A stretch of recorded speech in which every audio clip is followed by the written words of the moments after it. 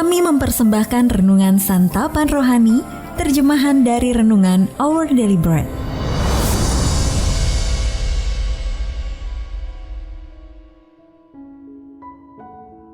Untuk menerima notifikasi video baru kami, silakan tekan tombol subscribe dan tanda lonceng di bawah ini. Sahabat ODB, pembacaan Alkitab hari ini terambil dari Roma pasal yang ke-5, ayat yang ke-6 sampai dengan ayat yang ke-8. Roma pasal yang ke-5, ayat yang ke-6 sampai dengan ayat yang ke-8. Karena waktu kita masih lemah, Kristus telah mati untuk kita orang-orang durhaka pada waktu yang ditentukan oleh Allah.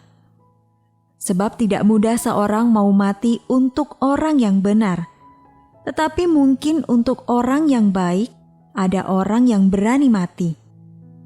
Akan tetapi Allah menunjukkan kasih-Nya kepada kita oleh karena Kristus telah mati untuk kita ketika kita masih berdosa.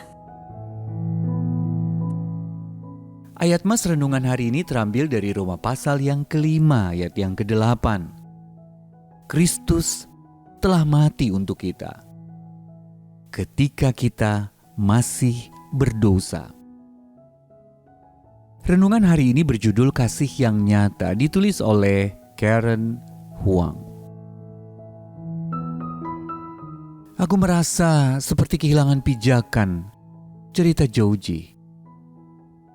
Rasanya syok sekali ketika mengetahui hal itu.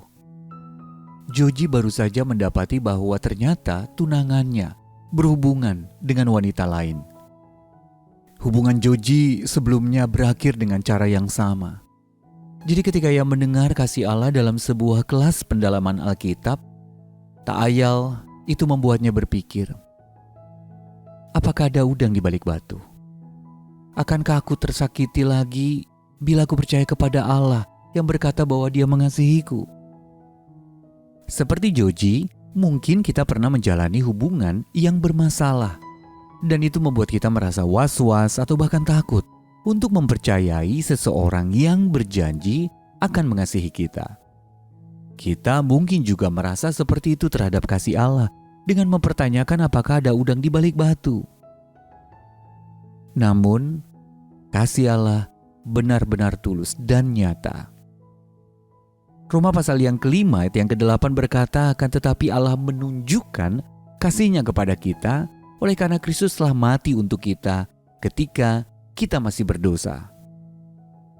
Akhirnya aku sadar Allah telah membuktikan kasih-Nya, kata Joji, dengan mati bagiku. Teman saya mendapati bahwa karena dosa telah memisahkan kita dari Allah, Dia menjangkau kita dengan jalan mengaruniakan Yesus Kristus untuk mati bagi kita. Karena hal itu dosa-dosa kita diampuni, dan kita dapat menantikan kehidupan kekal bersamanya kelak. Yohanes pasal 3 ayat 16. Jadi setiap kali kita merasa bimbang apakah kita dapat benar-benar mempercayai kasih Allah, ingatlah bahwa Kristus sudah mati bagi kita di kayu salib, sehingga kita dapat mempercayai janji kasih-Nya. Karena kita tahu bahwa Dia setia. Sahabat ODB, pernahkah Anda merasa sulit mempercayai kasih Allah? Lalu apa alasannya? Setelah tahu bahwa Yesus mati bagi Anda, bagaimana tanggapan Anda?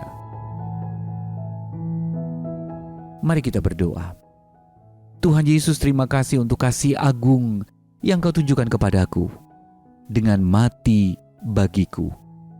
Biarlah kasih-Mu itu mengubahkan hidupku, memulihkan diriku, dan menuntun hubunganku dengan sesama. Amin.